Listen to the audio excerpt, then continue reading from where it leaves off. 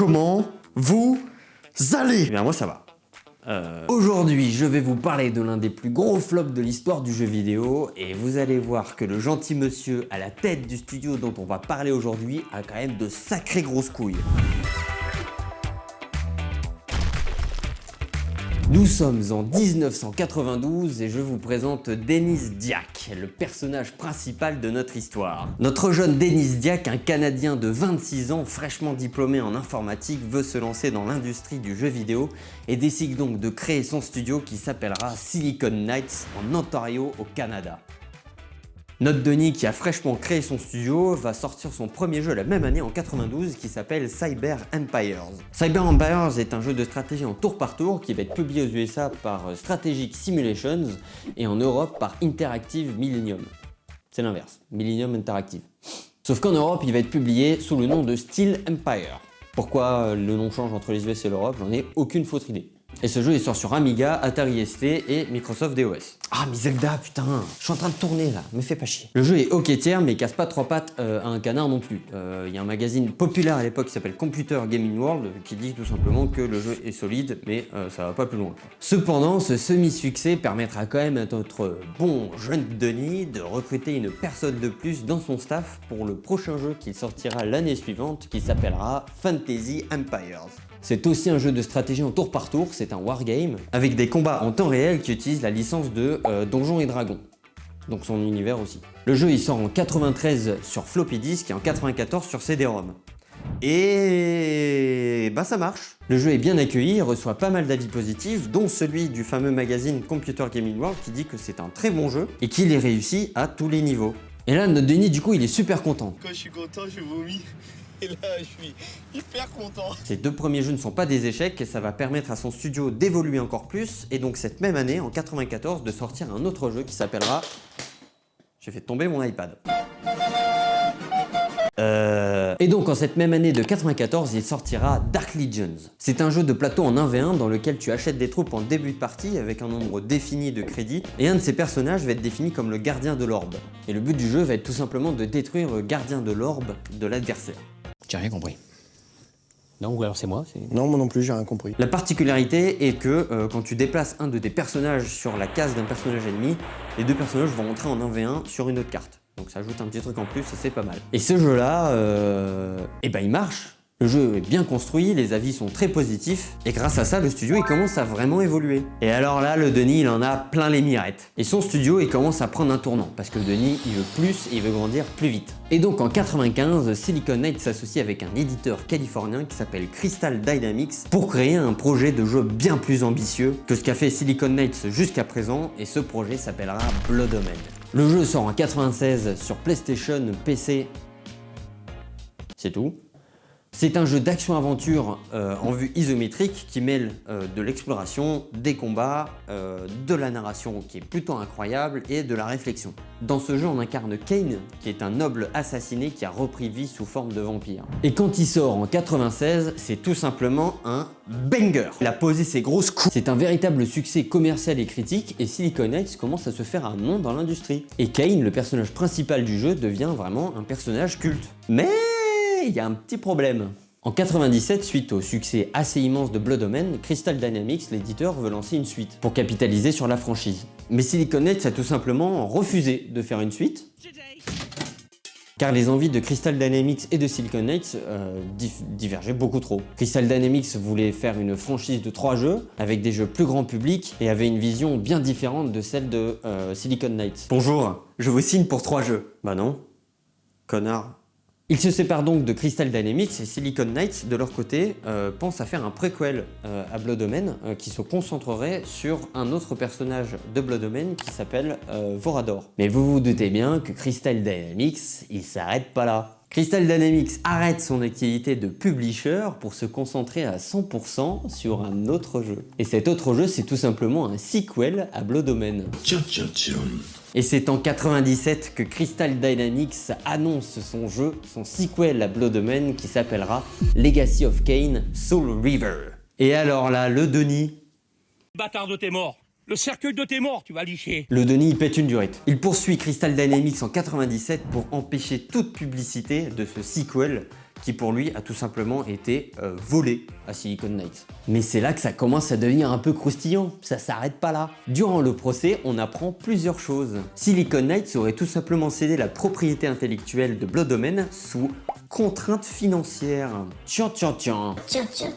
Silicon Knights n'aurait donc pas eu trop le choix de céder cette propriété intellectuelle parce qu'il devait être certainement short en trésorerie ou ils avaient possiblement des dettes. Mais c'est pas tout. On apprend aussi que Crystal Dynamics aurait vendu des droits d'édition à Activision pour 2 millions de dollars et ça sans en informer Silicon Knights. Et ça, c'est en 96 avant même la sortie de Blood Omen. Le rat, discret, prudent, intelligent. Crystal Dynamics aurait prétendu être le développeur principal du jeu et n'aurait tout simplement pas informé Silicon Knights des négociations avec Activision. Mais c'est pas fini! Et alors là, écoutez-moi bien. Crystal Dynamics aurait essayé de débaucher des gens de Silicon Knights pour travailler sur leur sequel. Oh les petits malins! Oh qui sont gourmands! Le procès s'est terminé tout simplement par un accord à l'amiable, à huis clos. Donc on sait pas vraiment ce qui s'est négocié entre Silicon Knights et Crystal Dynamics. Tout ce qu'on sait, c'est que Crystal Dynamics a réussi à conserver les droits de propriété intellectuelle de Blood Omen. Pas nous, hein. Pas nous. Tu me la feras pas, moi. Donc il peut créer des suites, des contenus dérivés, etc. tant qu'il crédite Silicon Knights en tant que créateurs originaux de la franchise. Le fin mot de cette petite période, c'est que Silicon Knights ne retouchera tout simplement plus jamais à la franchise de Blood Omen. Et en 2000, Silicon Knights signe un partenariat avec Nintendo. Nintendo leur propose de devenir un développeur second party, donc Silicon Knights va faire des jeux pour Nintendo. Ça va permettre à Nintendo d'enrichir leur ludothèque avec des jeux un petit peu plus matures. Ce partenariat durera 4 ans pendant lesquels Silicon Knights va tout simplement donner à Nintendo Eternal Darkness et Metal Gear Solid The Twin Snakes qui sortiront tous les deux sur GameCube. Et ce sont tous les deux de très bons jeux et ça fait beaucoup de bien au moral du studio. Sauf que ce que je vous ai pas dit, c'est que pendant ces 4 ans de partenariat là, Denis, c'est pas concentré que sur le partenariat. Denis, il avait une idée en tête. Denis, il voit grand. Et c'est ainsi qu'à l'E3 1999, il annonce un jeu qui s'appellera Too Human sur PlayStation. C'est un RPG action-aventure futuriste qui est inspiré de la mythologie nordique. Il est donc présenté à cette E3 comme un titre révolutionnaire sur 4 CD-ROM. 4! Il nous vend du rêve, une narration riche, des combats très dynamiques, un système d'évolution de personnages très poussé, il y a la totale. Mais Denis redescend très vite, parce qu'il se rend compte que c'est tout simplement infaisable avec les capacités de la PlayStation à l'époque. Et donc du coup, le projet est tout simplement mis en pause. Se passe donc ce partenariat avec Nintendo, et Denis, pendant ce temps-là, il voit toujours plus grand. Il devient de plus en plus ambitieux, il voit plus grand pour son jeu, et maintenant il veut plus faire qu'un seul jeu, mais une trilogie. Eh oui, vous voyez là où il est arrivé, tout le monde l'a vu arriver. En 2004, donc, ce partenariat prend fin et Denis, il est libre. Il peut juste tout niquer. Et là, l'aubaine. En 2005, bam, nouveau virage. Silicon Knights s'associe avec Microsoft pour sortir son jeu en exclusivité sur la Xbox 360. Et donc là, notre Denis, il est en transe. Il voit toujours plus grand, toujours plus gros, une console avec encore plus de capacité, il y a tout qui va bien chez lui. Et notre Denis, il va donc prendre encore un virage, puisque notre Denis va devoir changer de moteur, et comme moteur, il va sélectionner Unreal Engine 3, qui vient d'être fraîchement développé par Epic Games. Et là, ça va devenir croustillant. À l'époque, Unreal Engine 3 est tout simplement le moteur le plus performant et le plus prometteur du marché. Il y a énormément de studios qui l'adaptent en masse et ça devient une référence dans l'industrie. Mais notre Denis, vous doutez bien, il est plus intelligent que tout le monde. Notre Denis, il va pas utiliser le moteur comme tout le monde. Notre Denis, il veut personnaliser le moteur pour en faire sa propre technologie. Ouais. Le temps passe un peu et vlatipa que notre Denis commence à dire que selon lui, le moteur est instable et complètement buggé. L'équipe perd un temps monstrueux à essayer de faire fonctionner le moteur et ça engendre des retards énormes sur le développement de Too Human. Et notre Denis, il essaie de se plaindre un peu à Epic, sauf que Epic en a tout simplement rien à foutre. M'en bat les couilles. Eux, ils ont un gros jeu en développement à cette époque-là et c'est Gears of War. Le temps passe et l'équipe perd toujours un temps monstrueux à essayer de faire fonctionner le moteur. Et notre bon vieux Denis, il va décider d'attaquer. Nous sommes en 2007 quand Denis Diac attaque en justice Epic Games et les accuse de ne tout simplement pas avoir livré ce qu'ils avaient promis, un moteur complet et stable. Il affirme que les retards de Too Human sont directement causés par Epic Games. Et là c'est bon, Epic on a plein le cul, ils en ont ras le bol. Ça y est, on ras le cul des conneries de Denis. Denis tu vas te calmer. Et du coup Epic contre-attaque en justice et dépose une contre-plainte et les accuse d'avoir tout simplement rompu leur contrat et d'avoir volé leur technologie. Et alors là les avocats d'Epic nous donnent quelque chose de très croustillant puisqu'ils démontrent que le studio a tout simplement copié des milliers de lignes de code d'Unreal Engine 3, puis le studio a tenté de faire croire que c'était leur propre moteur interne. Et ils auraient même modifié ou supprimé des copyrights dans le code source du moteur. Ah, fallait l'oser celle-là. Mais bon, le procès il dure 5 ans et Too Human, il doit toujours sortir. Et donc c'est en août 2008, après plus de 10 ans de développement, que Too Human sort enfin sur Xbox 360. Et pour finir, c'est un jeu qui est pas ouf. Il est pas ouf. Il y a pas de... Le jeu est instable, les animations sont rigides, les combats sont mal faits et l'interface est juste dégueulasse. Il reçoit des notes très moyennes et les joueurs ne comprennent pas qu'un jeu si attendu soit aussi creux. Il y a des bons éléments dans le jeu, hein. Les cinématiques sont bien faites, l'univers est original...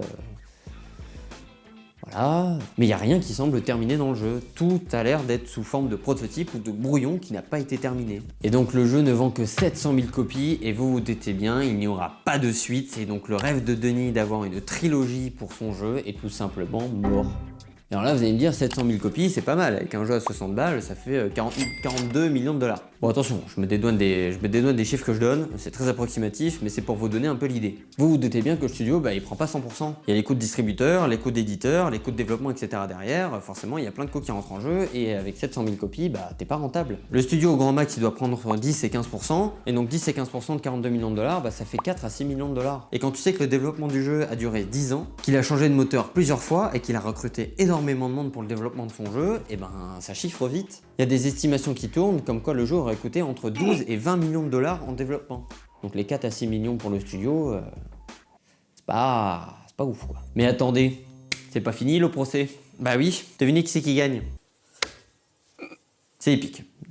C'est Epic qui gagne le procès, il n'y a pas de débat, c'est un 100-0, c'est un high kick KO dodo, y a pas de... En 2012, le verdict du procès tombe et Silicon Knights est reconnu coupable de violation de contrat, violation de droits d'auteur et détournement de secrets commerciaux. Et le studio, accrochez-vous bien, doit payer 4,45 millions de dollars à Epic Games. Ouais, c'est beaucoup là. Et là vous dites, bon, il a pris une sacrée balayette le Denis, c'est bon, il s'est fait calmer, terminé, bonsoir, on arrête là. Pas du tout. La justice ordonne la destruction complète de toutes les copies invendues de Too Human et de tous les potentiels jeux qui auraient été développés avec le moteur Unreal Engine 3 modifié du studio. Donc t'as passé 10 ans à faire un jeu pour qu'il soit foutu à la poubelle. Du coup, le jeu du studio n'existe tout simplement plus et en 2013, le jeu est retiré du marketplace de Xbox. Le studio, vous vous en doutez bien, ne s'en remettra jamais et en 2014, Silicon Knights fera tout simplement faillite. Notre Denis va essayer de sauver les meubles en créant une autre structure qu'il appellera... Precursor Games pour essayer de fuir cette fameuse image négative qu'il a eue avec son studio dans ce scandale. Il essaiera de reprendre les idées d'Eternal Darkness mais sous une autre forme et projettera de sortir Shadow of the Eternals qui devait être un successeur spirituel à The Eternal Darkness. Pour ce faire, il tentera 2 campagnes de financement, une sur Kickstarter et une sur son site avec un objectif de 1,5 million de dollars qui échoueront. Aucune des 2 campagnes n'atteindra son objectif et du coup le projet ne verra tout simplement jamais le jour. Vous vous doutez bien que les gens ne sont pas cons et qu'ils savent qui est-ce qui est derrière tout ça et l'image négative qu'a Denis avec son ancien studio et le scandale.